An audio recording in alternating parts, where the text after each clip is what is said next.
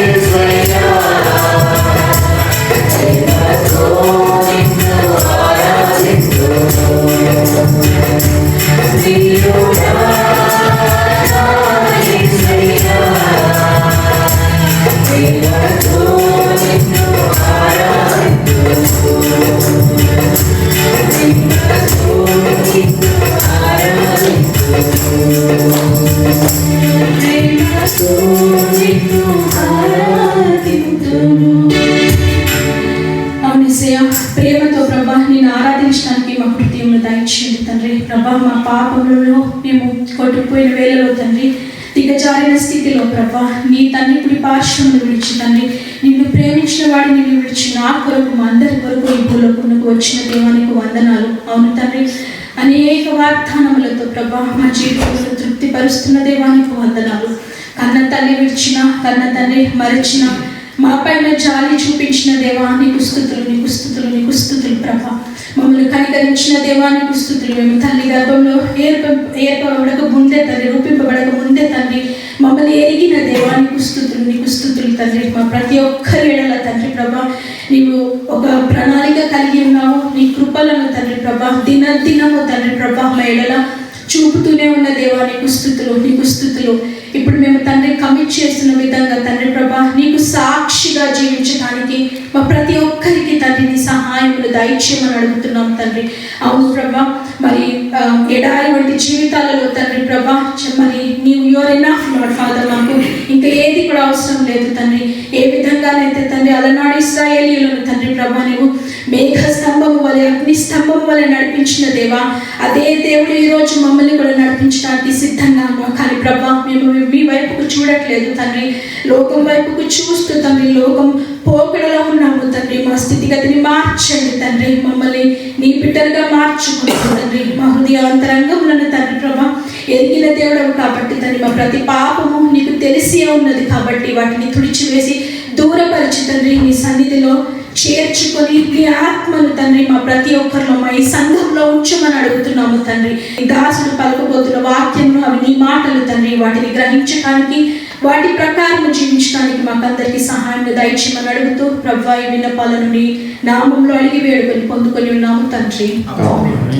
మొదటి రాజుల గ్రంథం 18వ అధ్యాయం 20వ వచనం నుండి మరి చదువుకుందాం. ఆహాబు ఇశ్రాయేలీయులు వారందరి యుద్ధకు దూతలను పంపి ప్రవక్తలను కర్మేలు పర్వతమునకు సమకూర్చాను. ఏలియా జనులందరి దగ్గరికి వచ్చి, ఎన్నాళ్ళు మట్టుకు మీరు 2 తలంపుల మధ్య తలపడుచుందురు? యెహోవా దేవుడైతే ఆయనను అనుసరించుడి, బయలు దేవుడైతే వానిని అనుసరించుడని ప్రకటన చేయగా జనులు అతనికి ప్రత్యుత్తరముగా ఒక్క మాటైనను పలుకకపోయిరి. ప్రస్తుతానికి ఇక్కడ ఆపుతున్నాను. చాలా ఇంట్రెస్టింగ్ స్టేట్మెంట్ అన్నమాట ఇది.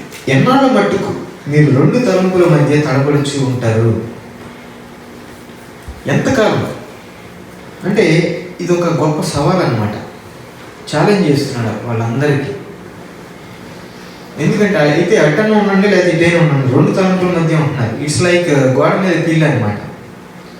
గోడ మీద పిల్లి ఏం చేస్తుంది? ఎటు అవకాశం వస్తే అటు దూకడానికి ప్రయత్నం చేస్తుంది. అటువంటి రీతిలో ఎంతకాలం ఉంటారు మీరు? అయితే అటన్న దూకండి లేదా ఇటన్న దూకండి.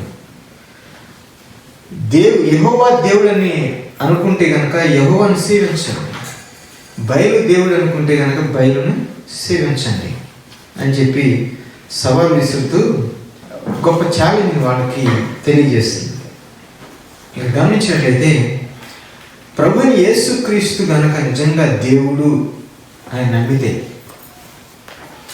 ఆయన్ని సేవించాలి. ఒకవేళ ఆయన దేవుడు కాదు అని అనుకుంటే కనుక మనందరం కూడా మన సమయాన్ని వృధా చేసుకుంటున్నాం కదా. కానీ ఆయనే దేవుడు అని కనుక నమ్మినట్లయితే that's different story. So Jesus never claim, ఆయన ఎన్నడూ కూడా నేను ప్రవక్తని అని చెప్పి ఎప్పుడు క్లెయిమ్ చేసుకోవాలి. నేను స్వస్థపరిచేవాడిని, అంటే ఆయన హీలర్ అని చెప్పి ఆయన క్లెయిమ్ చేసుకున్నట్లుగా మనం చూడం. కానీ ప్రవచించాడు, స్వస్థపరిచాడు. But he never claimed himself as a prophet or a healer. అయితే ఒకటి ఆయన క్లెయిమ్ చేసుకున్నది ఒకటి ఉంది, ఆయన మెస్సియా అని. ఆ తర్వాత ఆయన దేవుని కుమారుడు అనేటటువంటిది ఆయన క్లెయిమ్ చేసుకున్నట్లు చూస్తాం. అయితే నిజంగా ఆయన కనుక దేవుడి కుమారుడు అయితే, నిజంగా మీరు అందరూ నమ్మినట్లయితే ఆయన్ని అనుసరించాలి, ఆయన సేవించాల్సినటువంటి అవసరత ఎంతో ఉంది. ఎందుకంటే ఆయన అంటారు కదా, నేనే మార్గము సత్యము జీవనై ఉన్నాను, నా ద్వారా తప్ప ఎవరు కూడా తండ్రి వద్దకు చేరలేరు. మరి మాటలు చెప్పాలంటే నా ద్వారా తప్ప ఎవరు కూడా మోక్ష మార్గానికి చేరుకోలేరు. చాలామంది యేసయ్యను దేవుడిగా అంగీకరించడానికి ఎవరికి ఇబ్బంది లేదు. మేమందరం నమ్ముతున్నాం, కావాలంటే చూడండి మా ఇంట్లో యేసయ్య పటం కూడా ఉంది అని చెప్పి పటం కూడా పెట్టుకుంటారు. అవసరమైతే ఒక విగ్రహం చేసుకుని మరీ పెట్టుకుంటారు. అంటే వాళ్ళ దగ్గర ఉన్నటువంటి పటాల్లో ఒక పటంగా పెట్టుకోవడానికి ఎవరికి ఏం అభ్యంతరం లేదు. కానీ ఎప్పుడైతే మనము ఎక్స్క్లూజివ్గా ఈయనే దేవుడు అని చెప్తామో, ఎందుకంటే he claim himself, I am the way, నేనే మార్గము, నేనే సత్యమును, నేనే జీవమును, నా ద్వారా తప్ప ఎవరు కూడా అక్కడికి రాలేరు, ఎందుకంటే అక్కడి నుంచి నేను వచ్చాను అని చెప్తాను. సో అలా క్లెయిమ్ చేసినప్పుడు we have to communicate the message in the same way కదా. అంతేగాని ఓకే పర్లేదు ఈయన కూడా పెట్టుకున్నాను అని చెప్పకూడదు. ఈయనే దేవుడు అని చెప్పి బలబుద్ధి మనం చెప్పేటట్లుగా ఉండాలి. ఎందుకంటే ఎంతకాలం రెండు తలంపుల మధ్య మీరు ఇబ్బంది పడుతూ ఉన్నారు? ఎంతకాలం? ఈ లోకంలో చాలామందిని మరి వాళ్ళ సంగతి ఏంటి, వీళ్ళ సంగతి ఏంటి అని చెప్పి కొన్ని పేర్లు చెప్తూ ఉంటారు. మహమ్మద్ ఉన్నాడు, మరి బుద్ధుడు ఉన్నాడు, కన్ఫ్యూజన్స్ ఉన్నాడు, మరొకరు ఉన్నారు, చాలా పేర్లు చెప్తారు. మరి వాళ్ళ సంగతి ఏంటి? వారందరూ కూడా మంచి వ్యక్తులు కావచ్చు, లేకపోతే మంచి మాటలు చెప్పి ఉండవచ్చు, లేకపోతే ఇతరులను ప్రభావితం చేసి ఉండొచ్చు వాళ్ళ జీవితం ద్వారా. కానీ నన్ ఆఫ్ దెమ్ క్లెయిమ్, ఎవ్వరు కూడా నేనే దేవుణ్ణి అని క్లెయిమ్ చేసినట్లుగా అక్కడ చూడండి. తర్వాత ఎవ్వరు కూడా నీ నిమిత్తం నా నిమిత్తం శిలువలో బలి అయినట్లుగా చూడండి. ఎవరు కూడా చనిపోయి మూడో దినాన లేచినట్లుగా మనం చూడండి. మరో మాటలో చెప్పాలంటే ఈయన మాత్రం ఎక్స్క్లూజివ్గా నా కొరకు, మనందరి కొరకు చనిపోయి సమాధికి పరిమితం కాకుండా తిరిగి లేచి మూడో దినాన ఆయన చెప్పినట్లుగా ఈ రోజున సజీవుడిగా తండ్రి కుడిపార్శ్వంగా ఆశీర్వదించాడు. దేవునికి మహిమ కలుగుగా. హల్లెలూయా. వీళ్ళందరికీ నేను జవాబుదారీని కాదు. ఒకనొక రోజున ఈయన నేను కలుసుకోబోతున్నాను, మనందరం కూడా ఒకనొక రోజున ఆయన ఎదురుగా నిలబడబోతున్నాం కదా. కానీ వీళ్ళందరూ ఎదుటి మనం నిలబడం, ఈయన ఎదుటి మాత్రమే మనం నిలిచి లెక్కలు సరి చేసుకోవాలి. అక్కడ మన అకౌంట్ సెటిల్ చేసుకోవాలి ఎదురుగా నిలబడి. సో నేను చెప్పేది ఏంటంటే, if we are worshiping someone or something that is not truly God, and we are not worshiping the one who really is, అప్పుడు ఏం చేస్తున్నాం అంటే నిజమైనటువంటి వారిని మనం ఇన్సల్ట్ చేస్తున్నట్టు. మనం అనుకోవచ్చు, నేను ఎప్పుడు యేసుని తప్ప ఇంకెవరిని ఆరాధన చేయను అని చెప్పి, మా ఇంట్లో ఏమి విగ్రహాలు లేవు, నేను ఎవరిని కానీ యేసయ్య స్థానానికి తగినటువంటి ఆ ప్లేస్లో వేరే ఎవరిని పెట్టినా నువ్వు యేసయ్యకి ఇవ్వాల్సినటువంటి ప్రాధాన్యత ఇవ్వట్లేదు అనేది జ్ఞాపకం చేసుకోవాలి.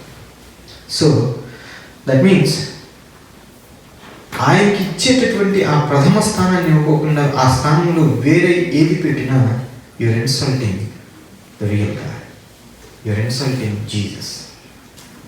We are dismissing the crucifixion as unnecessary if we do that.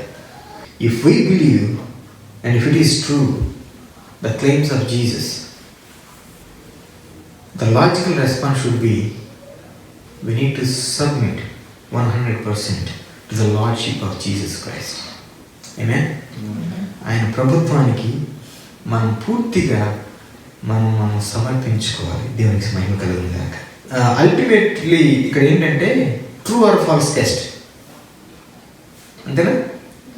True or false, అంతే, ఇంక వేరే ఏం లేదు. Is it true or is it false? If it is true, come this side. If you think this is false, go the other side. అది ఏలియా గారు ఇక్కడ మరి సవాల్ చేస్తున్నటువంటి విషయం.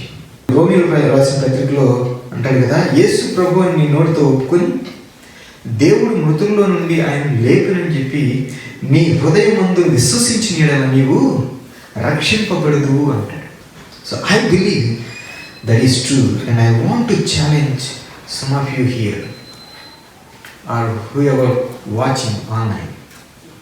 I just want to challenge you. రెండు తలంపుల మధ్య ఎంతకాలం మీరు జీవిస్తారు?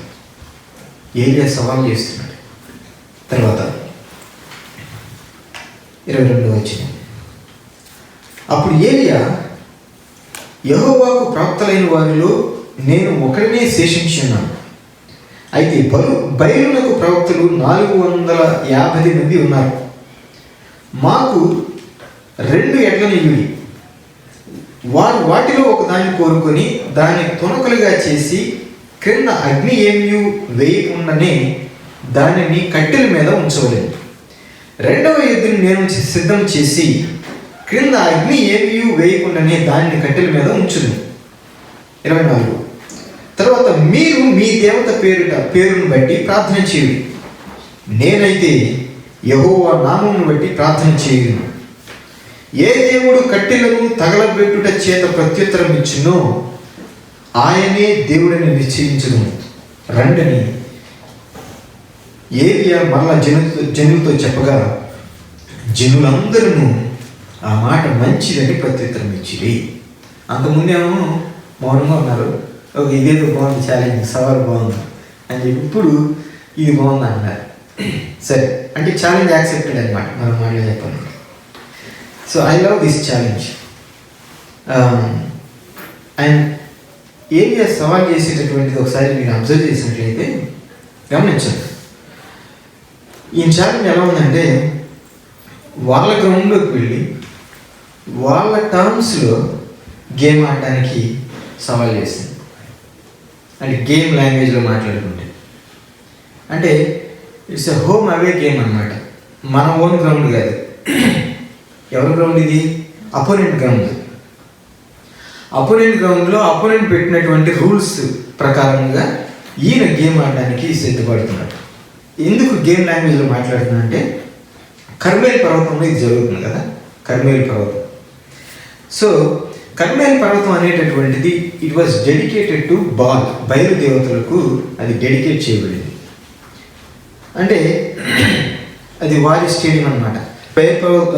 దేవతల ప్రత్యేకత ఏంటంటే, ఇక్కడ బయలు కనానీయుల యొక్క స్టామ్ గాడ్ అన్నమాట.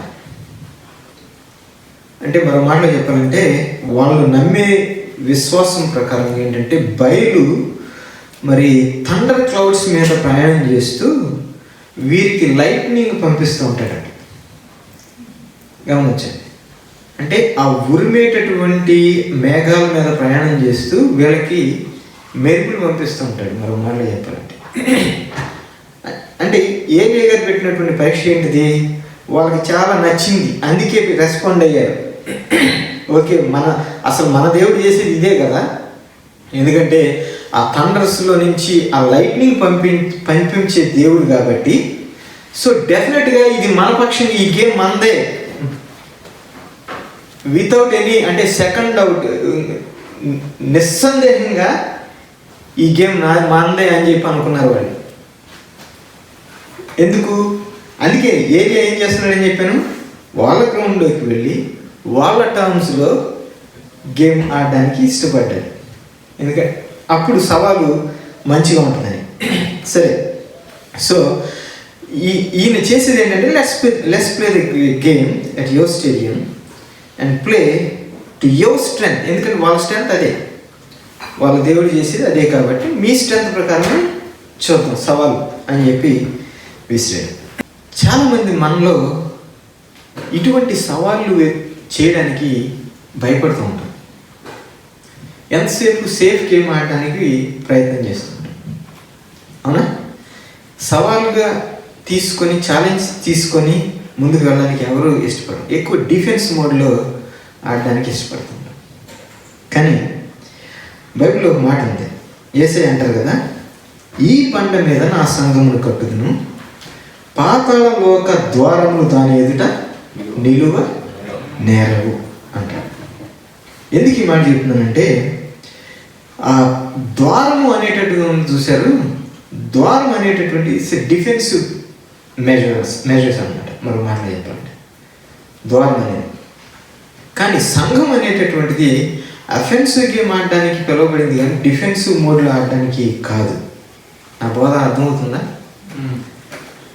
సో ఛాలెంజింగ్గా ఉండాలి తప్ప డిఫెన్స్ మోడ్లో ఉండడానికి కాదు. So I think what you have in this story is someone who is obviously playing offence. ఏలియా గారు ప్లే చేసేది ఏంటి ఇక్కడ? ఆఫెన్సివ్ గేమ్ ఆడుతున్నారు ఇక్కడ. అంటే అంత సవాళ్ళతో కూడినటువంటి మరి గేమ్ అన్నమాట. వారి డబ్బులోకి వెళ్ళి ఆ డార్క్నెస్ ఏదైతే, ఆ చీకటి శక్తులు ఏవైతే ఉన్నాయో ఆ చీకటి శక్తులతో ఒంటరిగా పోరాటం సలుపుతున్నాడు ఏలియా. So I think this is something that needs to challenge us. నేను ఒక స్టోరీ చదువుతాను. మైక్ ఫోస్టర్ అనేటటువంటి ఆయన ఒక పారిశ్రామికవేత్త. చాలా వ్యాపారాలు ఉన్నాయి. దేవుని అమితంగా ప్రేమించేటటువంటి వ్యక్తి. మరి ఏం చేసినా దేవుని మహిమార్థంగా చేయాలనుకుని కోరుకునేటటువంటి వ్యక్తి. దేవుని కొరకు ఎన్నో బిజినెస్లు స్టార్ట్ చేసేటువంటి వ్యక్తి. స్వలాభం కోసం కాకుండా దేవుని కోసం ఏదో చేయాలనే తపనతో ఎన్నో ఆరంభించేటువంటి వ్యక్తి. అందులో ఒకసారి దేవుడు మాట్లాడుతున్నాడు. దేవుడు ఛాలెంజ్ చేస్తున్నాడు. సొసైటీలో మన కమ్యూనిటీలో ఇక్కడ అమెరికాలో ఉన్నటువంటి ఈ కల్చర్ని బాగా డామినేట్ చేస్తున్నటువంటి, అమెరికాలో కాదు అసలు ఇప్పుడు ప్రపంచం అంతా కూడా చాలా డామినేట్ చేస్తున్నటువంటి ఒక industry, adult film industry. If you understand, అది ప్రపంచంలో ప్రతి దేశాన్ని కూడా డామినేట్ చేస్తున్నటువంటి ఇండస్ట్రీ. దేవుడు అతనితో మాట్లాడుతూ ఈ విషయం ఏదో చేయాలని చెప్పి అతనికి ఆలోచన ఇచ్చినప్పుడు కొన్ని బైబిల్స్ ప్రింట్ చేశాను. ఏంటంటే ఆ Bibles printing Jesus loves pan stars అని చెప్పి బైబిల్స్ ప్రింట్ చేసి వాళ్ళకి డిస్ట్రిబ్యూట్ చేయాలి, వారికి సువార్త ప్రకటన చేయాలని చెప్పి కోరుకుని ఆయన చెప్పిన మాటల్లో ఈ మాట నేను చదువుతాను. ఆయన ఏం చెప్తున్నాడో ఈ మాట నేను చదువుతాను. He said, I remember we were getting our stuff and going into that first show. First show అంటే అదేంటంటే వాళ్ళు ఒక కన్వెన్షన్ లాంటిది కండక్ట్ చేసి ఇన్వైట్ చేస్తారనమాట కొంతమంది బిజినెస్. అది ఒక బిజినెస్ ఇండస్ట్రీ, మీకు అర్థమైతే కనుక చాలా పెద్ద బిజినెస్ ఇండస్ట్రీ అనమాట. సో ఆ కన్వెన్షన్కి ఇతను కూడా ఇన్వైట్ చేయబడ్డాడు. సో ఈయన ఆరంభించినటువంటి పరిచయ పేరు ఏంటంటే ట్రిప్లెక్స్ చర్చ్. సో ఈయన చెప్తున్నటువంటి మాట ఆయన మాటల్లో, I remember we were getting our stuff and going in to that first show and we were setting up the triplex church booth and this is a thought that went through my mind. ఆ thought ఏంటంటే, what the hell am I doing here? అసలు నేను ఏం చేస్తున్నాను అని చెప్పి ఆ thought తన మైండ్లో రన్ అవుతున్నాను. ఎందుకు ఈ మాట చెప్తున్నానంటే, ప్రియమైన బిడ్డలారా, we are not called to just enjoy the comforts of a Christian ghetto somewhere where it is already light. Already వెలుగున్న చోట ఏదో అక్కడ కూర్చుని కాలక్షేపం చేసి ఎంజాయ్ చేసి వెళ్ళిపోవడానికి కాదు దేవుడు మనల్ని పిలిచింది. దేవుడు మనం పిలిచింది మరి హెల్ హోల్స్లో చీకటిలో మగ్గుతున్నటువంటి వారు ఎంతోమందికి వెలుగు పంచాలని చెప్పి నిన్ను నన్ను పిలుస్తూ ఉన్నాడు. we challenge? Are we not called to go into some hellholes that need the light and the love of Jesus Christ? We need to ask that question. One of my favorite missionaries, C.T. Studd, మీరు చాలామంది biography చదివి ఉంటారు. So ఆయన అంటారు కదా, చాలామంది చర్చీలకు దగ్గరగా church గంటలు వినిపించే అంత దూరంలో నివసించడానికి ప్రయత్నం చేస్తుంటారు. నేనైతే నరకానికి గజం దూరంలో రెస్క్యూ షాప్ని రన్ చేయాలని కోరుకుంటున్నాను. ఏంటంటే ఆయన భావం ఏంటి అంటే కంఫర్ట్ జోన్లో ఉండాలని ఆయన కోరుకోవట్లేదు. ఎవరైతే ఎక్కడైతే నరకానికి జోగుతూ ఉన్నారో అటువంటి వారి మధ్యలోకి వెళ్ళి వాళ్ళని ఆ రెస్క్యూ షాప్లోకి లాగాలని చెప్పి వాళ్ళని ఆ నరకాగ్ని నుంచి బయటికి తప్పించాలనే ఉద్దేశంతో ఆయన ముందు కొనసాగుతున్నట్లుగా చూస్తాం. దేవునికి మహిమ కలుగును గాక. So the church needs more studs. అలాంటి స్టడ్స్ లాంటి వారు ఎంతోమంది సంఘానికి కావాలి. ఏలియా కూడా వన్ ఆఫ్ ద స్టడ్స్ అన్నమాట.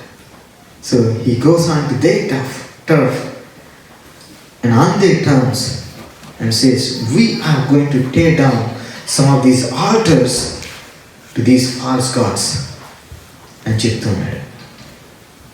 సో ఆయన అంటాడు కదా, ఇశ్రాయేలు దేవుడి పక్షముగా నేను ఒక్కడినే అగెయిన్స్ట్గా నేను నిలబడి ఉన్నాను అని చెప్తూ ఉన్నాడు. సవాల్ విసురుతున్నాడు. బయలు ప్రవక్తలు ప్రార్థన చేయడం మొదలు పెట్టారు. ఇక వాళ్ళందరూ మొరబెట్టుకుంటున్నారు. They are even limping around the altar అంట. దాని చుట్టూ గంతులు వేస్తూ ఉన్నారు, కేకలు వేస్తూ ఉన్నారు, కోసుకుంటూ ఉన్నారు. అదొక రకమైనటువంటి వ్యక్తి ఎక్స్ట్రీమిజం అంటారు, తెలుసు కదా. కొంతమంది కోసుకుంటుంటారు, ఒళ్ళంతా కోసుకుంటారు. అది భక్తి భావం అన్నమాట వారికి. సో గంతులు వేస్తూ ఉన్నారు. అంటే సేమ్ వర్డ్ ఉపయోగిస్తున్నాడు అక్కడ. అంటే ఏం వర్డ్ అది? ఎంతకాలం మీ రెండు ఒపీనియన్ మధ్య ఉంటారు అని చెప్పి అన్నాడు, చూసారా? అంటే ఎంతకాలం అటు ఇటు గంతులేస్తారు. అదే పదం ఇక్కడ కూడా దాని చుట్టూతో గంతులేస్తున్నారంట, ఆల్టర్ చుట్టూత వీళ్ళు. సో గంతులేస్తూ it's kind of ritual, ancient ritual prayer dance మరో మాటలు చెప్పాలంటే. సో ఆ విధంగా చేస్తున్నారు. వాళ్ళందరూ అట్లా కోసుకుంటున్నారు. సో ఆ మధ్యాహ్నం అయింది, ఉదయం నుంచి ఏం జరగట్లే అక్కడ. చూడండి ఇక్కడ ఏలి అంటున్నాడు కదా, 20వ వచనం. మధ్యాహ్నము కాగా ఏలియా, వాడు దేవుడై ఉన్నాడు, పెద్ద కేకలు వేయుడి. వాడు ఒకవేళ ధ్యానం చేయుచున్నాడేమో, దూరం ఉన్నాడేమో, లేదా ప్రయాణం చేస్తున్నాడేమో, వాడు నిద్రపోతున్నాడేమో, మీరు ఒకవేళ లేపవలసి ఉన్నదేమో అని అపహాస్యం చేస్తున్నాడంట ఏలియా. I love this. నేను చిన్నప్పుడు పాటలు వినేవాడిని. మా ఊళ్ళో పొద్దున్నే 4, 5 ఆ టైంలో పాటలు, మేలుకొలుపు పాటలు అంటారు, తెలుసా మీకు? ఉన్నావా, ఉంటే నిద్రపోతున్నావా, లే అని చెప్పి మేలుకొలుపు పాటలు వినేవాళ్ళం. సో ఆ టైప్లో అనిపిస్తుంది అన్నమాట. ఒకవేళ నువ్వు లేపవలసిందే లేపు అంటున్నాడు. 28వ వచనం. వారు మరిగట్టిగా కేకలు వేయచ్చు, రక్తము కారు మట్టుకు తమ మర్యాద చొప్పున కత్తులతో శస్త్రములతోనూ తమ దేహములను కోసుకొనుచుండేది.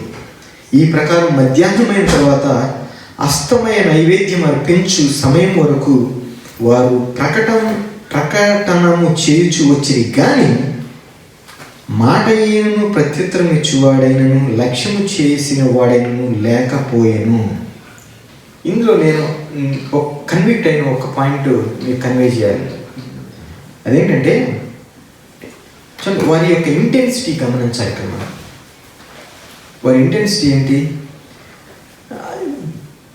దీన్ని ఆలోచన చేస్తూ నన్ను నేను ఎగ్జామిన్ చేసుకుంటా ఒక ప్రశ్న వేసుకుంటున్నాను.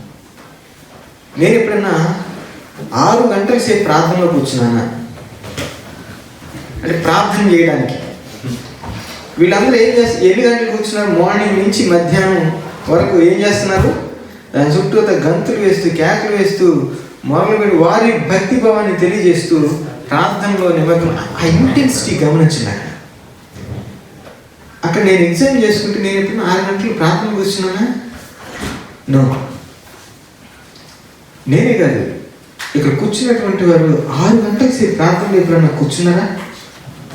అసలు ఉన్నాడో లేదో తెలియనటువంటి దేవుని కోసం అంత ఇంటెన్సిటీతో, అంత తీవ్రంగా 6 గంటల పైచిలుకు ప్రార్థన చేస్తూ వాళ్ళు గడిపారంటే, can we learn something out of this? నిజంగా జీవము కలిగినటువంటి దేవుని సన్నిధిలో ఈ విధంగా ఇంటెన్సిటీతో ప్రార్థన చేస్తే ఎంత అద్భుత కార్యాలు మనం చూడగలుగుతాము. దేవునికి మేము కలుగుతాము. హల్లెలూయా. So they are praying with greater intensity to a false God than most of us have ever prayed to the true God. So that convinces me. మనందరికీ డిఫరెంట్ పర్సనాలిటీస్, నాకు తెలిసి ఈ విషయం. అయితే డిఫరెంట్ టైమ్స్లో కొంతమంది ప్రే చేస్తారు, డిఫరెంట్ విధానంలో. కొంతమంది వాళ్ళకి భోజనం ప్రార్థన ఇవ్వాలంటే భయం వేస్తుంది నాకు. ఎందుకంటే అదే సమయం వాళ్ళకి ఇంటర్సెసరీ ప్రేయర్ వస్తుంది. భోజనం గురించి ప్రార్థన చేయమంటే అప్పుడు అసలు ఎన్నడూ చేయలేనటువంటి సుదీర్ఘమైనటువంటి ప్రార్థన అక్కడ చేస్తూ ఉంటారు. ఎక్కడ ఎటువంటి ప్రార్థన చేయాలో అలా చేయాలి. దేవుని సన్నిధిలో ఇంటెన్స్ ప్రేయర్ మనం చేయాల్సినప్పుడు కూర్చొని చేయాలి. తినేటప్పుడు 2 ముక్కలు ఆ వేడి చల్లారిపోయే వరకు కొంతమంది ప్రార్థన చేస్తూ ఉంటారు. సరే, అది నా పాయింట్ కాదు కానీ, so I think this is a time and a place for that కదా. So some of us have prayed, but some of us have never cried out to the Lord.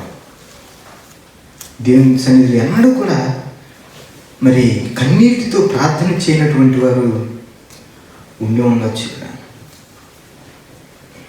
అయితే ఏలియా మరి ఆయన చేసినటువంటి ప్రార్థన, వాళ్ళందరూ కొన్ని వందల మంది ఉన్నారు అక్కడ అటు పక్కన, ఈయనైతే ఇటు పక్కన ఒంటరిగా ఉన్నాడు. యాకోబు పత్రిక 5:17 ఏం చెప్తుందంటే, ఏలియా మన వంటి స్వభావం గల మనుష్యుడే. ఎలాంటి వాడంట? అతనేం పైనుంచి ఊడిపడలేదంట. నీలాంటి నాలాంటి స్వభావము గల మనుష్యుడే. వర్షింపకున్నట్లు అతడు ఆసక్తితో ప్రార్థన చేయగా 3.5 సంవత్సరం వరకు భూమి మీద వర్షింపలేదు. అతడు మరలా ప్రార్థన చేయగా ఆకాశం వర్షం ఇచ్చెను, భూమి తన ఫలము ఇచ్చెను అని చెప్తుంది. So I think there is a difference between praying for something, praying through something, if you understand. మనందరం కూడా మన పిల్లల గురించి ప్రార్థన చేస్తాం. మీరు అందరికి పిల్లలు ఉన్నటువంటి ప్రతి ఒక్కరు కూడా వారి గురించి ప్రార్థన చేసే అలవాటు. అంటే వారి కొరకు చేసేది వేరు, వారు ఉన్నటువంటి సిచ్యుయేషన్ గుండా ప్రార్థన చేసేటటువంటి విధానం వేరు. So we need to understand that. So there are situations where you can just pray for them, but there are moments where you need to learn to pray through the situation. Here's what I want to do. Let's not talk about it, but let's put it in practice. ప్రార్థన గురించి మాట్లాడుకోవడం కాకుండా మనం ఏం చేయాలి? ఆచరణలో పెట్టుకోవాలి. అంటే గంటలు ప్రార్థనలో గడపమని నేను చెప్పట్లేదు, కానీ ఆ ఇంటెన్సిటీ ఉంది చూసారా, ప్రార్థన తీవ్రతతో కూడినటువంటి ప్రార్థన. ఆకాశం నుంచి అగ్ని గంధకాలు కిందకి దిగేటట్లుగా ప్రార్థించినటువంటి ప్రార్థన. మీకు ఏమైనా జ్ఞాపకం వస్తుందా? అపోస్తలుల కార్యముల గ్రంథం 2వ అధ్యాయంలో ఒక సినారియో ఉంటుందట. 2వ అధ్యాయంలో Pentecost, the day of Pentecost situation. వాళ్ళందరూ కూడా 10 దినాలు ప్రార్థనలో గడిపారంట. 10 దినాలు అంటే దే డోంట్ నో అసలు ఎలా పెంటెకోస్తు అనేటటువంటిది ఎలా ఉంటుంది, ఎలా రాబోతుంది. Nobody has any clue. ఎవరికి ఏం తెలియదు. దేవుడు చెప్పాడు, మనం చేస్తున్నాం. వేచి ఉండమన్నాడు, వేచి ఉన్నాం. ప్రార్థనలో గడపమన్నాడు, గడుపుతున్నారు. ఎంతమంది ఉన్నారు? 120 మంది ఉన్నారు.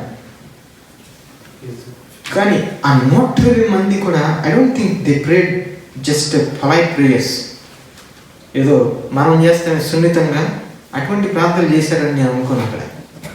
ఎందుకంటే వాళ్ళందరూ కూడా బిక్కురు అంతా ప్రాణాన్ని చేతిలో పెట్టుకుని గడుపుతున్నటువంటి దినాలు అవి. ఎవడు చూస్తాడో, ఎప్పుడు చూస్తాడో, ఒకవేళ పట్టుకుంటే నా ప్రాణం, నా గతి ఏంటో అని వాళ్ళ ప్రాణాలు బిక్కురుమంట చేతిలో పెట్టుకుని జీవిస్తున్నటువంటి దినాలు. అటువంటి సమయంలో I don't think they prayed quiet and polite prayers. వారు తీవ్రతతో అక్కడ ప్రార్థించినటువంటి సందర్భం అది.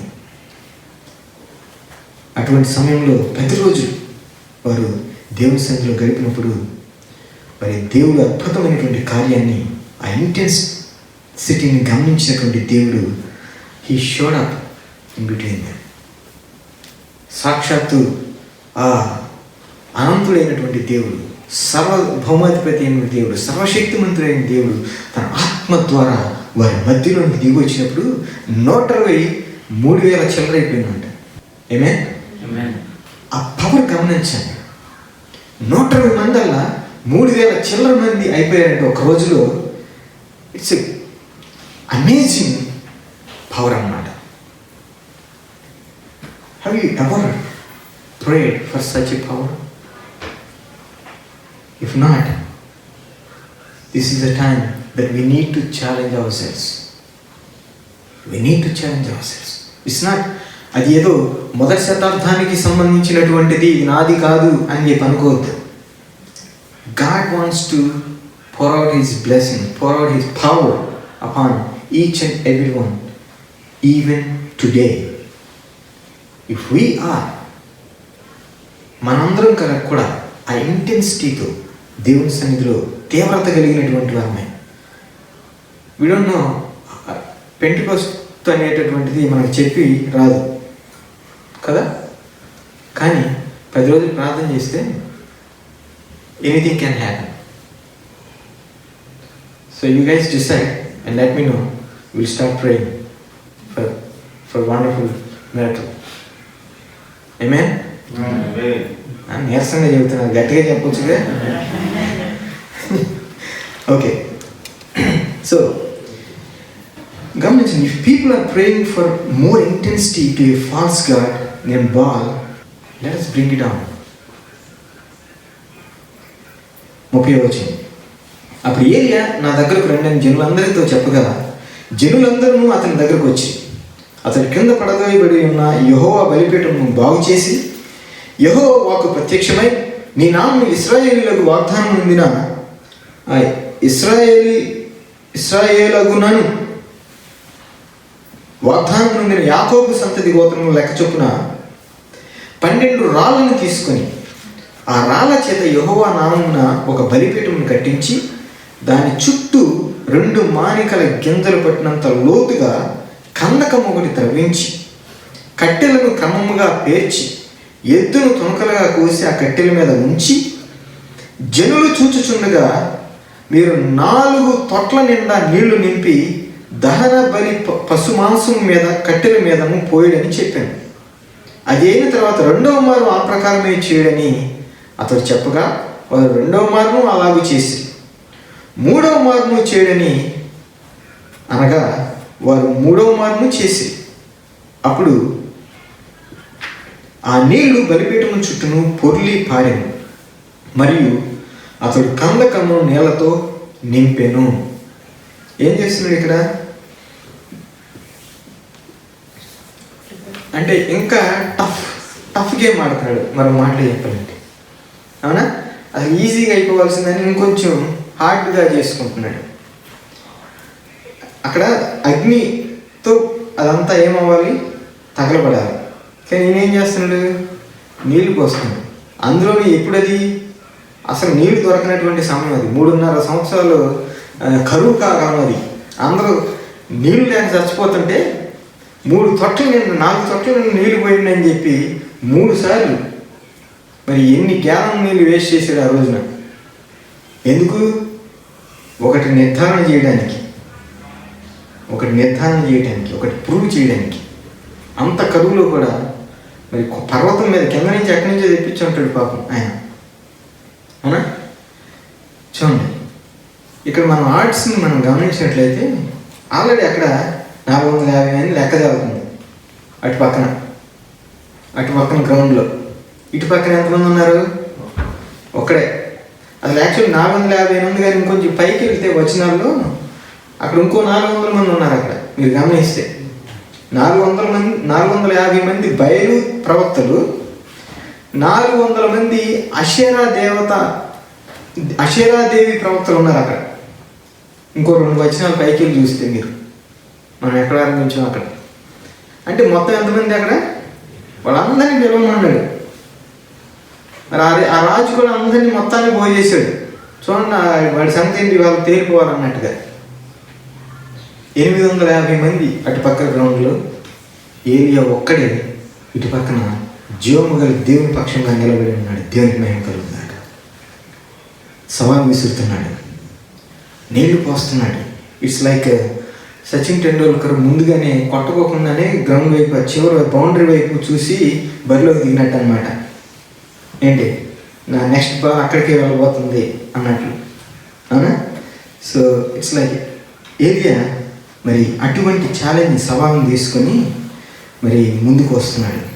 కారణం ఏంటంటే ఆయనకు తెలుసు సర్వశక్తిమంతుడైనటువంటి, మరి సర్వజ్ఞాని ఏంటంటే సర్వవ్యాపి అయినటువంటి దేవాది దేవుడు తన పక్షంగా ఉన్నాడని నమ్మికతో ఒక్కడే నేను ధైర్యంగా ఉన్నానని చెప్తూ ఉన్నాడు. It's nothing that he cannot do. దేవుడు చేయగలిగింది, దేవుడికి అసాధ్యమైనది ఏదైనా ఉందా? లేదు అని చెప్పి నమ్మినటువంటి వ్యక్తి ఏలియా. So there is know where that he is not. ఆయన చేయగలిగింది, ఆయన చేయలేనిది లేదా ఆయన లేనటువంటి స్థలము కానీ మరి ఎక్కడా లేదు అని చెప్పి నమ్మినటువంటి వ్యక్తి. So I want us to understand that he is bigger and better than our boldest prayers. మన దేవుడు, మనం ఆరాధించే దేవుడు is bigger and better than our boldest prayers. In fact, our boldness is meekness in light of his omnipotence. So ఆ అనంతుడైనటువంటి ఆ దేవాది దేవునికి ఈ ఫైనైట్ థింగ్స్ ఉన్నాయి చూసారా, మనం అడిగేటటువంటి చాలా చాలా అల్పమైనవి. పెద్ద చిన్న అని ఇంతకుముందే మనం మాట్లాడుకున్నాం. మిరకల్స్లో ఇది పెద్ద మిరకలు, ఇది చిన్న మిరకలు. ఎందుకంటే మనం చేయలేని ఏదైనా సరే అది అద్భుతమే. సో ఇక్కడ మరింత టఫ్ చేసుకుంటూ, అంటే దేవుడికి అసాధ్యమైనది ఏది లేదని చెప్పి నమ్మినటువంటి వ్యక్తి. సో ఇక్కడ ఐ వాంట్ దోస్ మిరకల్స్. మనందరికీ కూడా అటువంటి అద్భుతాలు మన జీవితంలో మనం పొందుకోవడానికి ప్రయాసపడాలి, ప్రయత్నం చేయాలి. ఎందుకంటే బియాండ్ అవర్ ఎబిలిటీ దేవుడు చేయగలిగినటువంటి సామర్థ్యం కలిగినటువంటి వాడు. దేవునికి మహిమ కలుగుగాక. Where are we spiritually? సవాల్ని ఎదుర్కొనేటటువంటి రీతిలో మనం ఉండగలుగుతున్నామా? లేక నేనున్న ప్లేస్ నాకు బాగానే ఉందిలే, హాయిగా ఉంది, ఏం కడుపులో నీళ్ళు కదలకుండా హ్యాపీగా ఉంది అని చెప్పి అట్లా అనుకుంటూ అట్లా కూర్చున్నావా? So that's not what you are called for if you don't know. మనం పిలువబడినటువంటి పిలుపు ఎంతో ఉన్నతమైనటువంటి దేవుని బిడ్డ. ఇక్కడ మోర్ డిఫికల్ట్ చేసుకున్నాడు, ఇంకా డిఫికల్ట్ చేసుకుని మరి దేవుని యొక్క అద్భుతమైనటువంటి కార్యం కొరకు అక్కడ ప్రార్థన చేస్తున్నాడు. అటువంటి సిచ్యుయేషన్స్లో మనం చూడగలుగుతున్నామా లేదా? ఒకవేళ అటువంటి సిచ్యుయేషన్ ఉంటే ఏ ఇంటెన్షన్తో మనం ప్రార్థన చేస్తున్నాం అనేది కూడా మనం అక్కడ ప్రశ్నించుకోవాలి. అంటే ఆ క్రెడిట్ అనేది ఎవరికి మనం ఇవ్వగలుగుతున్నాం? ఏదే ప్రార్థన ఇక్కడ మనం గమనించినట్లయితే is not praying for his, అంటే అతని గొప్పతనాన్ని చాటడం కోసం ప్రార్థిస్తున్నట్టుగా లేదు అక్కడ. మీరు గమనించాలి, చూడండి, నా పవర్ ఏంటో చూపిస్తాను అంటలే అక్కడ, అవునా? ఈ రోజున అసలు ఏరియా అంటే ఏంటో మీకు తేలిపోవాలి, అసలు ఆకాశం నుంచి ఎట్లా దింపుతాడో చూడాలి మీరందరూ అంటలే అక్కడ. ఏమంటున్నాడు? ఆ దేవుడు నిజమైనటువంటి దేవుడు అని మీరందరూ కూడా తెలుసుకోవాలి ఈ రోజున అని చెప్పి సవాల్ వేస్తుంది. అంటే మరో మాట చెప్పాలంటే ఆయనకి క్రెడిట్ ఇచ్చుకోవట్లేదు, కానీ ఆ దేవునికి క్రెడిట్ ఇవ్వడానికి ప్రయత్నం చేస్తుంది, అవునా? గమనించండి. So is not taking the credit అనమాట. సో అక్కడ అంతమంది ఇంకొక మాటలో చెప్పాలంటే he's putting himself in a tough situation. అక్కడ ఛాలెంజ్ మీరు గమనించండి. సవాల్ ఏంటి అక్కడ? ఒకవేళ ఎవరైతే చేయలేకపోయారో వాళ్ళు హతమార్చబడాలి. అవునా? ఆ సవాల్ని తీసుకుని ఆ టైం 850 మంది, ఇతనేమో ఒక్కడే. అంత టఫ్ సవాల్. ఒకవేళ ఏమాత్రం తేడా వచ్చినా తమాతరంలో అయిపోతాడు. అక్కడ ఈ పర్వతం కిందకు వచ్చేది ఉండదు అక్కడే. అటువంటి ఛాలెంజ్ సవాల్ని తీసుకున్నాడు. 36వ వచనం. అస్తమయ నైవేద్యం అర్పించు సమయమున ప్రవక్త ఏలియా దగ్గరకు వచ్చి ఇలాగూ ప్రార్థన చేసింది. యెహోవా, అబ్రహాము, ఇస్సాకు, ఇశ్రాయేలు దేవా, ఇశ్రాయేలు మధ్య నీవు దేవుడిపై ఉన్నావనియు నేను నీ సేవకుడై ఉన్నాననియు ఈ కార్యములనియు నీ సెలవు చేత చేసిననియు ఈ దినమున కనపరచును. యెహోవా, నా ప్రార్థన ఆలకించును. యెహోవావైన నీవే దేవుడిపై ఉన్నావనియు నీవు వారి హృదయములను నీ తట్టు తిరుగు చేయదు అనియు ఈ జనులకు తెలియనట్లుగా నా ప్రార్థన అంగీకరించును అంటున్నాడు. చూడండి, ఆ ప్రార్థనలో డిఫరెన్స్ గమనించండి.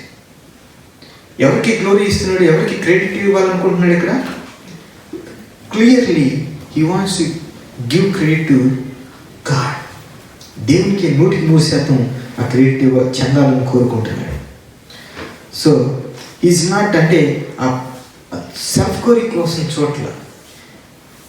మీ బైబిల్లో భక్తులు ప్రార్థన మీరు గమనించినట్లయితే ఎవరు కూడా వాళ్ళు సెల్ఫ్ గ్లోరీ కోసం అయితే సెల్ఫిష్ మోటివ్తో ప్రార్థన దాన్ని మనం గమనించాం.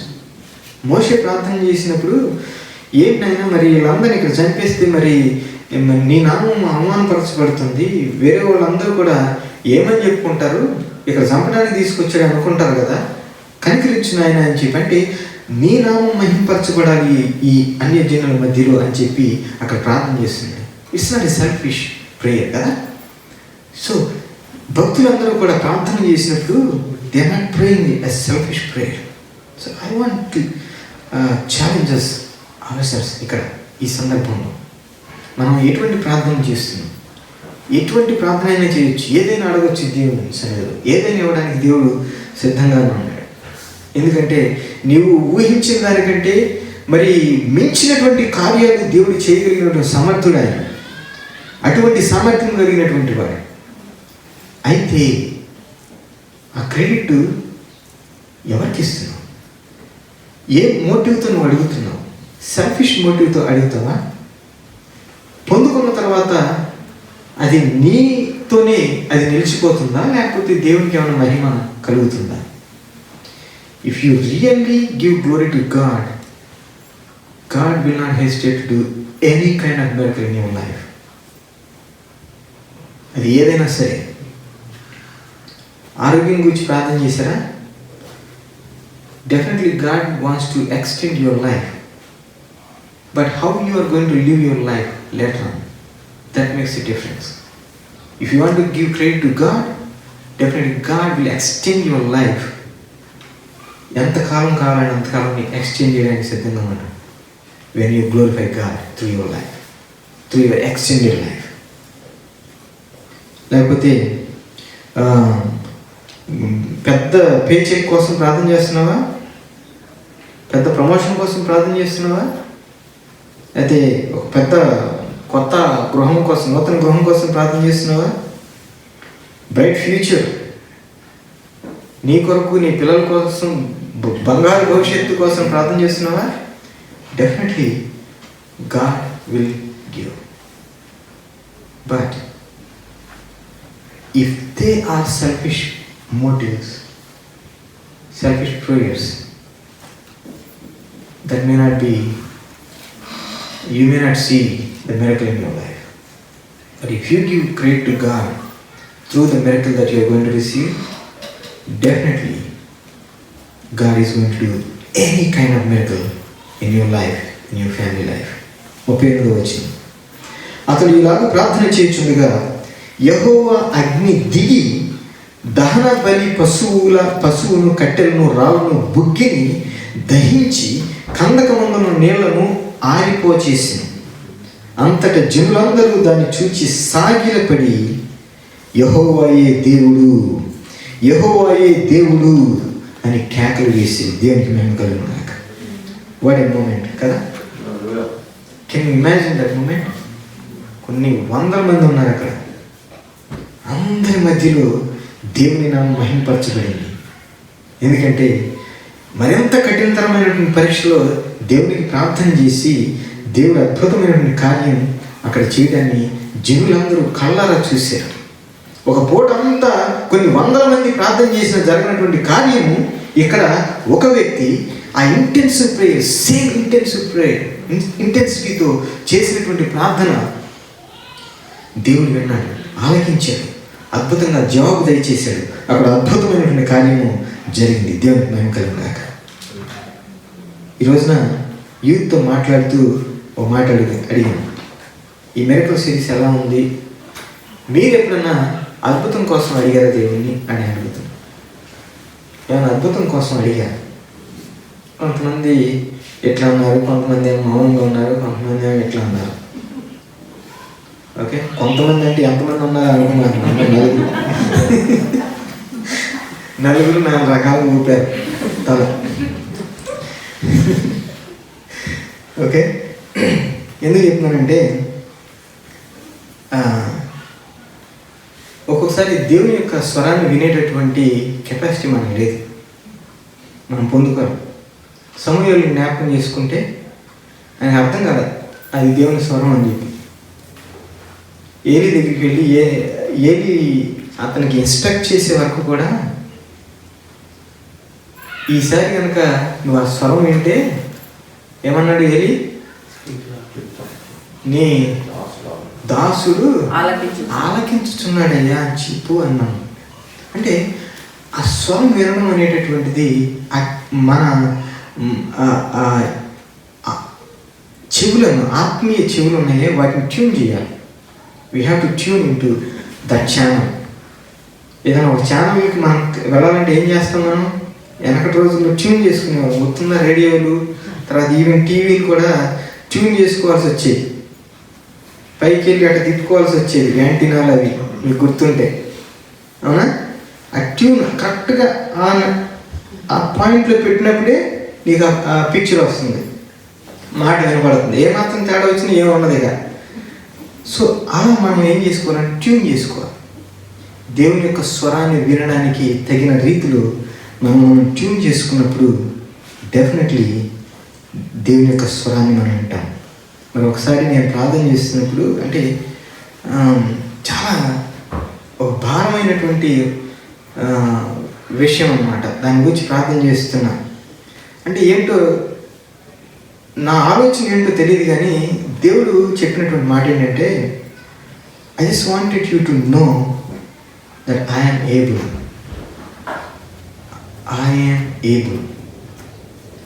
అని చెప్తున్నాడు. అది దట్ చేంజ్ మై లైఫ్.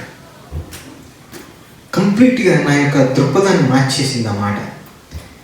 ఎందుకంటే ఇంకా అప్పటి నుంచి ఇంకొంచెం లిటిల్ బిట్ ఇంటెన్సిటీతో ప్రార్థన చేయడానికి అది ఎంతగానో సహాయం చేసింది ఆ మాట, ఆ promise. So I have no idea if God is going to answer my prayers the way that I am thinking, but definitely he will does the things in his terms. మన ప్రాబ్లం ఏంటంటే మనం అనుకున్నట్టుగా జరగాలనుకుంటాం. అదే మన జాడ్యం. అది మీకు తెలుసు తెలియదు. అంటే మనకు ఒక పిక్చర్ ఉంటుంది మైండ్లో, దేవుడు ఇది ఇట్లా చేయాలి, ఈ టర్మ్స్లో చేయాలి. అట్లా ఉండదు, అట్లా కుదరదు. నువ్వు దేవుడిని అడిగావా, వదిలేసే అంతే. ఎట్లా చేయాలి ఏంటనేది ఆయన చెప్పొద్దు. నువ్వు నీ బాధ్యత ఏంటంటే నీకేం కావాలో నువ్వు అడుగు. ఆయన రెస్పాన్స్ ఏంటంటే ఏం చేయాలో ఆయన చేస్తాడు. అంతేగాని ఈ రకంగా అయితే నీ చేసినట్టు అనుకున్నావు నువ్వు, నువ్వు తప్పులో కాలేసినట్టే. అర్థమవుతుందా? సో అంటే దేవుడు కొన్నిసార్లు సమాధానం ఇస్తాడు, నీకు పొందుకున్నట్టుగా అనిపిస్తుంది. నీకు ఒకసారి నో అంటాడు, నీకు అది తెలియదు, నువ్వు రిసీవ్ చేసేసుకున్నావు, ఆల్రెడీ ఆన్సర్ వచ్చేసింది ప్రార్థనకి. ఇంకా నువ్వు ఎదురు చూస్తూ ఉంటావు. కారణం ఏంటంటే నీ టర్మ్స్లో నువ్వు ఆలోచన చేస్తున్నావు. సో బట్ దేవుడు ఎప్పుడు కూడా He answers prayers in His terms. So He had a better way of answering them, not in your way. నీవు అనుకునేది నీకు మంచిది అనిపించవచ్చు, కానీ దానికి మించినటువంటి రీతిలో దేవుడు కార్యం చేయాలని కోరుకుంటాడు. So let us give that to him. So let us challenge ourselves. ప్రార్థనలో తీవ్రత కలిగినటువంటి వారు 2 తలంపుల మధ్య గూగిసలాడుకోకుండా ఒక తలంపు వద్దాం. యేసయ్య చెప్పేది నిజమని నేను నమ్మినట్లయితే యేసయ్యని పూర్తిగా ఆయనే ప్రభు అని చెప్పి ఆయన ప్రభుత్వానికి మనం అప్పగించుకుందాం. మన జీవితాన్ని ఆయనకి అర్పిద్దాం. దేవుడు మరి అసాధ్యాలను సుసాధ్యం చేసేటటువంటి దేవుడు. అన్ని 100 మంది ఉన్నప్పటికీ ఒక్కడే చేసినటువంటి ప్రార్థన కారణం ఏంటంటే దేవుని మహింపరచడానికి చేసినటువంటిదే. So if you want to glorify God through the miracle that you are expecting, definitely God is going to grant that miracle. But the thing is, you want to glorify God through that miracle that you are going to receive. So I'm going to pray with the faith because the Lord is God and He is able. Let us pray.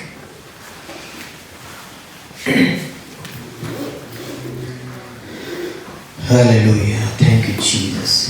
Thank you, Lord. Thank you, Lord. అందరం కొద్దిసేపు ఒకసారి దేవుని స్తుతిద్దామా? మనం నోరు విప్పి దేవానికి వందనాలు నాయన, నీకు స్తోత్రాలు ప్రభువా. ఎన్నోసార్లు ఎన్నో రకాలైన ప్రార్థన చేస్తూ ఉంటాం దేవుని సన్నిధిలో. మరి మనం నోరులు విప్పినప్పుడు, ఎందుకంటే ఇంతకుముందు నేను చెప్పిన ఒక మాట గతంలో, నీ నోటి నుంచి ఆయన వినాలని కోరుకుంటున్నాడు. నేను మనసులో అనుకుంటున్నాను కదా అనుకోవద్దు. నోరు విప్పి దేవుని సన్నిధిలో అడుగు. నీవేం కావాలని కోరుకుంటున్నావు? నీ ఏ ఆశీర్వాదం కోసం ఎదురు చూస్తున్నావు? ఏ మిరకల్ కోసం ఎదురు చూస్తున్నావు? దేవుని సన్నిధిలో ఆ ఇంటెన్సిటీతో నువ్వు ప్రార్థించినట్లయితే God is willing to bless you with a miracle. దయచేసి మా తండ్రి, ప్రేమ కలిగిన మా ప్రేమలో ప్రభువా, నీ యొక్క అద్భుతమైనటువంటి శక్తిని బట్టి, నీ అద్భుతమైనటువంటి సామర్థ్యాన్ని బట్టి, నీ యొక్క అద్భుతమైనటువంటి ఔన్నత్యతను బట్టి నేను ఎంతగానో స్తుతిస్తూ ప్రశంస చేస్తున్నాను తండ్రి. నీవు రాజులకు రాజు, ప్రభువులకు ప్రభు అయిన దేవుడు నాయన. చీకటి సామ్రాజ్యాన్ని కోలద్రోలి మరి అద్భుతమైన వెలుగుమయం చేయాలని చెప్పి నువ్వు కోరుకుంటున్నటువంటి దేవుడు నాయన. చీకటి నుండి వెలుగులోనికి మమ్ముని నడిపించావు. ఇంకా ఎంతోమంది చీకటిలో మగ్గుతున్నటువంటి వారికి ఒక దీపాన్ని మా ద్వారా నువ్వు అందించాలని కోరుకుంటున్నావు నాయన. Help us to stop playing defensive game. Help us to be on the offensive side of Master God. ఏలియా వలైన తండ్రి ధైర్యముతో నైనా 81 గ్రౌండ్లోకి మేము ప్రవేశించి అక్కడ ఉన్నటువంటి ఆ చీకటి శక్తుల సామ్రాజ్యాన్ని కూర్చేటటువంటి వారముగా మేము ఉండడానికి ప్రతి ఒక్క బిడ్డను బలపరిచి స్థిరపరిచి వాడుకోమని చెప్పి నేను ప్రార్థన చేస్తున్నాను. ఎవరెవరు ఎటువంటి అద్భుతం కొరకు నా తండ్రి వారి జీవితాలు ఎదురు చూస్తున్నారో ఆ అద్భుతాన్ని వారి జీవితాలను నెరవేర్చి దాని ద్వారా వారు నిన్ను మరింత మహింపరచడానికి నీవే సహాయం చేయమని చెప్పిన సందర్భంలో ప్రార్థన చేస్తున్నాను. మీ నామానికి మహిమకరము నీ కార్యం జరిగించిన కృపలో వర్ధన చేయండి. మహిమాగం ప్రభావం మీకే చెల్లిస్తూ మా ప్రభువును ప్రియరక్షకుడైన యేసుక్రీస్తు అతి శ్రేష్టం ప్రార్థించి వేడుకుంటున్నాను తండ్రి. ఆమేన్. మన తండ్రి అయిన దేవుని ప్రేమ, ప్రభు యేసుక్రీస్తు కృప, పరిశుద్ధాత్మ దేవుని అన్యోన్య సహవాసము సన్నిధి కొలుచిన నమ్మిన మరి వీక్షిస్తున్న మీ అందరికీ ఇప్పుడు సదాకాలము తోడే మీరు నడిపించును గాక. ఆమేన్. God bless you all. మరి వచ్చే వారం మరొక చివరి సందేశంతో ఈ మిరకల్ సిరీస్ని ముగించుకోవాలి.